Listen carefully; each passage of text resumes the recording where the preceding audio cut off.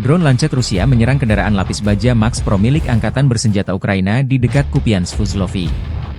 Serangan drone ini memperlihatkan peningkatan penggunaan teknologi serangan udara tanpa awak dalam konflik tersebut. Insiden ini terjadi di tengah eskalasi pertempuran di wilayah timur Ukraina, di mana Kupiansk-Svuzlovy menjadi salah satu titik krusial dalam bentrokan militer. Max Pro, yang dikenal karena perlindungannya terhadap ranjau dan serangan, menjadi target utama karena perannya dalam mendukung pergerakan pasukan Ukraina. Rusia mengklaim serangan ini berhasil menghancurkan kendaraan tersebut, sementara Ukraina belum memberikan konfirmasi resmi. Penggunaan drone Lancet yang semakin sering menunjukkan pergeseran taktik militer Rusia dalam menghadapi kendaraan lapis baja berat. Serangan ini menambah ketegangan di garis depan, dengan kedua pihak terus saling melancarkan serangan dalam pertempuran sengit di wilayah Kupiansk.